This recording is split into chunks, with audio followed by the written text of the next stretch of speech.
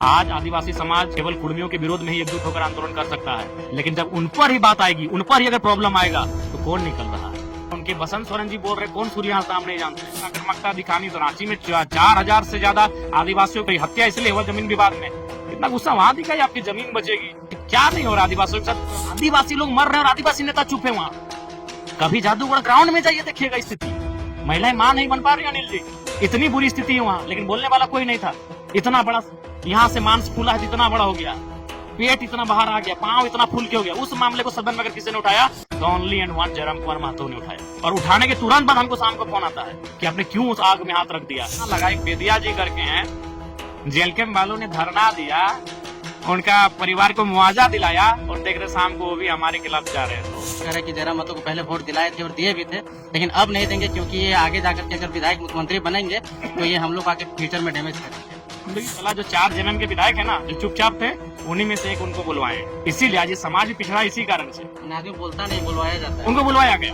हम भी बोले यार अचानक उनको क्या हुआ, हम देखें पेपर कटिंग तो आदिवासी ने अगर योगदान दिया तो उनको सम्मान मिला हुआ है, वो आज जगहों पर है, उनकी भाषा संस्कृति का सम्मान है, उनके लोगों का सम्मान है, उनके लिए विशेष पैकेज विशेष सुविधा है। लेकिन वही हमने कहा केवल कुर्मी है जिसने अपना सर्वस्व निछावर नहीं, अब तो आज कहेंगे कि हमने बर्बाद हुए झारखंड राज्य में, और हम लोग आज कहीं नहीं।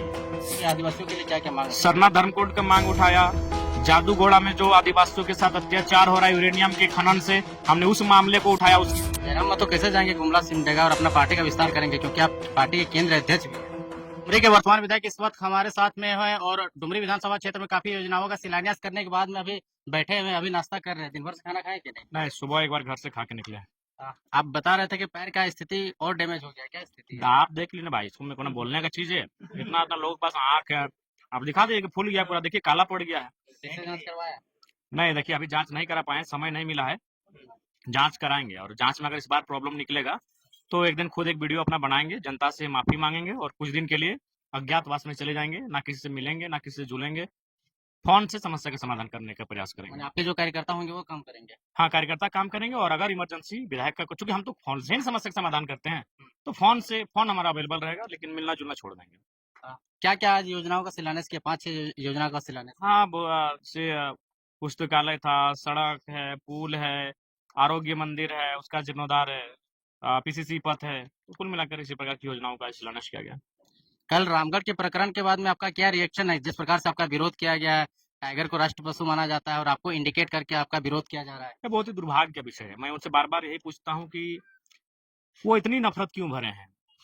हमने तो, जब कुर्मी समाज भी, हमें लगता है लाखों की संख्या में झारखंड के 40-50 स्टेशन में धरना दिए थे, उन्होंने किसी आदिवासी नेता का ना नाम लिया, ना किसी आदिवासियों के खिलाफ कोई स्लोगन या नारा लगाया। उनकी मांग सरकार से है, वो अपने आंदोलन के माध्यम से सरकार तक अपनी मांगों को आज विगत दशकों से पहुंचा रहे हैं।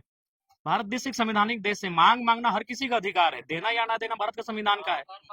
हम लोग इतने दिनों से आंदोलन कर रहे हैं, क्या किसी व्यक्तिगत उनका नेता का नाम लिया गया, या उनके समाज पर किसी ने एक जिम्मेवार पर्सन, अब 2-4 लोगों ने अगर कुछ ऐसा हुआ तो हम लोगों ने, किसी जिम्मेवार व्यक्ति ने, समाज के किसी सामाजिक व्यक्ति ने उन पर कोई ऐसा शब्द कहा जिससे उनको ठेस पहुंचा हो? हम उनसे थोड़ी अपना हिस्सा मांग रहे हैं, हक मांग रहे हैं। हमारी हमारी मांग सरकार से, भारत के लोकतंत्र से, भारत के संविधान से। लेकिन वो जिस प्रकार से अपना प्रदर्शन कर रहे हैं, ये बहुत ही चिंताजनक है, और बहुत ही मैंने हास्यास्पद है कि वो क्या सोच रहे हैं। उनको इतना ही ऊर्जा और आक्रामकता दिखानी तो रांची में 4000 से ज्यादा आदिवासियों की मृत्यु, मैंने मौत इसीलिए, मैंने सॉरी हत्या इसलिए हुआ जमीन विवाद में। इतना गुस्सा वहां दिखाई आपकी जमीन बचेगी। आज क्या नहीं हो रहा आदिवासियों के साथ, जो अत्याचार हो रहा है वहां गुस्सा दिखाइए, वहां आप धरना दीजिए, वहां आंदोलन करिए, तो सब चुप हो जाते हैं। हमको सबसे ज्यादा आश्चर्य वहां लगा, एक बेदिया जी करके हैं, जेएलके वालों ने धरना दिया, उनका परिवार को मुआवजा दिलाया, और देख रहे शाम को वो भी हमारे खिलाफ जा रहे हैं। तो हम वो समाज है कि सुबह जिसकी हमने मदद किया वो शाम को हमारे खिलाफ नारा लगा रहा है, फिर भी उसकी हम मदद कर रहे हैं। और वही है, कुर्मियों का वही योगदान इस राज्य के लिए है कि जिन्होंने इस राज्य को, मैं नहीं कह रहा हूँ कि आदिवासी या अन्य किसी की भागीदारी नहीं है, सबकी भागीदारी है, लेकिन जिन्होंने इस राज्य को बनाने में भागीदारी दिया था उनको भैया सम्मान मिल चुका है। आज आदिवासी ने अगर योगदान दिया तो उनको सम्मान मिला हुआ है, वो आज जगहों पर है, उनकी भाषा संस्कृति का सम्मान है, उनके लोगों का सम्मान है, उनके लिए विशेष पैकेज विशेष सुविधा है। लेकिन वही हमने कहा केवल कुर्मी है जिसने अपना सर्वस्व निछावर नहीं, अब तो आज कहेंगे कि हमने बर्बाद हुए झारखंड राज्य में, और हम लोग आज कहीं नहीं है।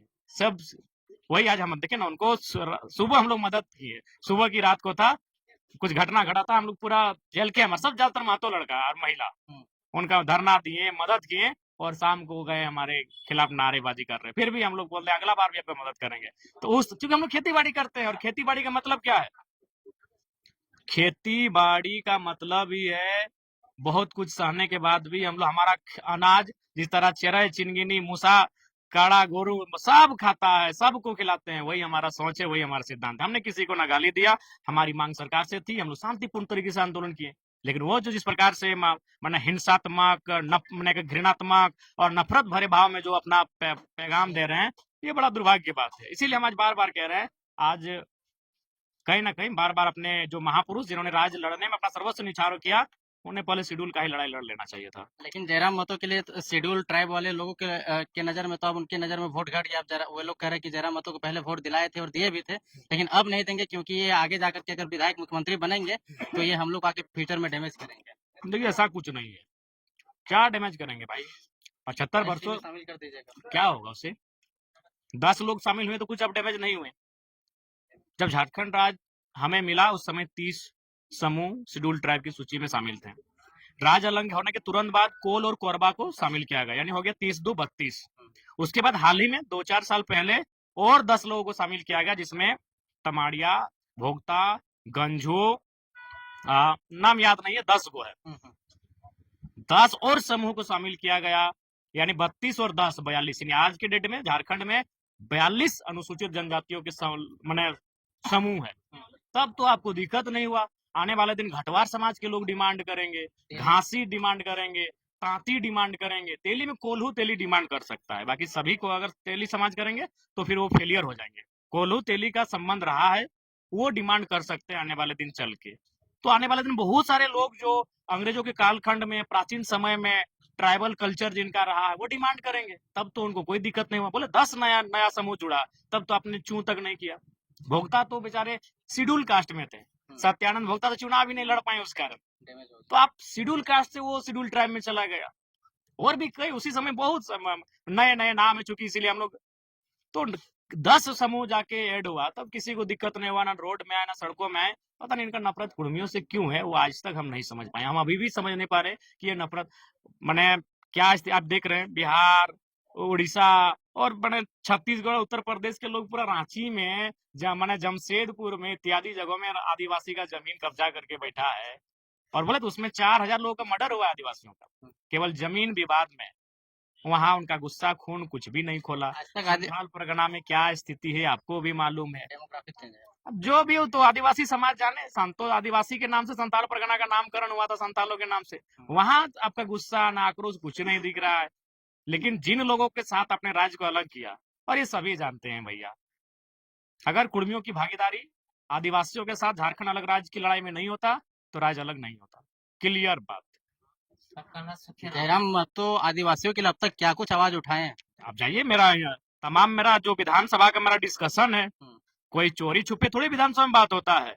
चलिए आज के टाइम में रिकॉर्डिंग का जमाना है, इसलिए चलिए आप रिकॉर्डिंग आप इंटरनेट में दिखाते हैं। आप किताब मांग लीजिए ना, आरटीआई विधानसभा की एक चिट्ठी दिखिए कि अब तक डुमरी विधायक जयराम कुमार महतो ने विधानसभा के पटल पर किन किन विषयों पे बात किया है। कॉपी किताब बना हुआ है।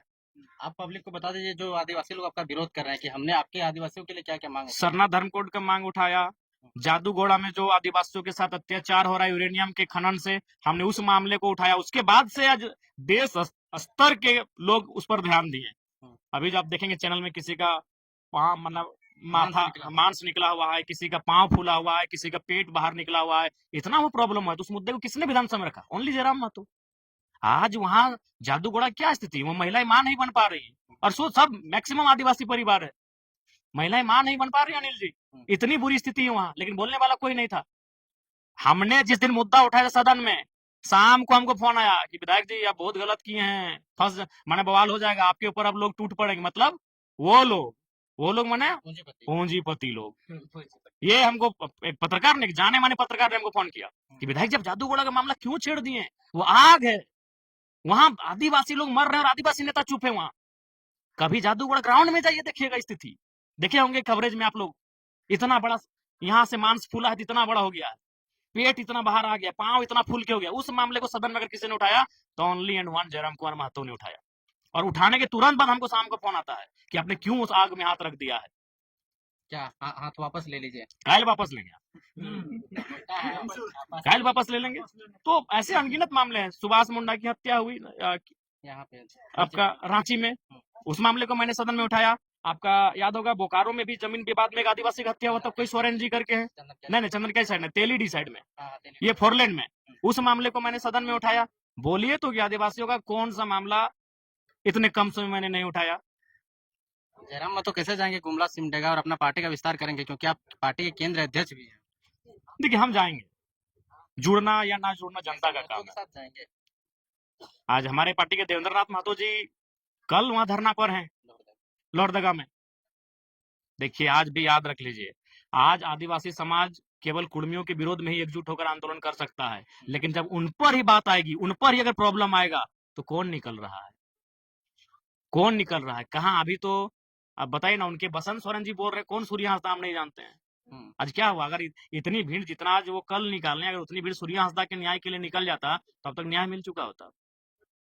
क्या लगता है जयराम जी, इसके पीछे कौन है? कोई पॉलिटिकल एजेंडा है, कोई इनको फंडिंग कर रहा है, या इसके पीछे कोई गॉडफादर वगैरह है? नहीं, कोई तो होगा।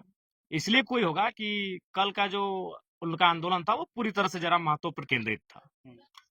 वह विरोध ऐसे नहीं होता है। बिल्कुल विरोध आप करने का, आपको अगर आप भी विरोध करिए कि भाई इनको शामिल ना किया जाए, ये तथ्य रखिए, अपना तर्क दीजिए, अपना जो भी बयान देना है, जो भी चीजें देना है, एक शालीनता से दिया जाए।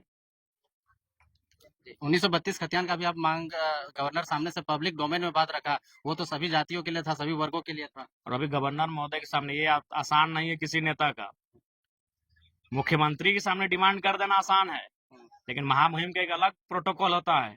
मैंने उनके सामने मांग को रखा, तो ये तो वास्तविकता है। और दूसरी बात देखिए, अभी बहुत सारे लोग बड़ा साजिश कर रहे हैं।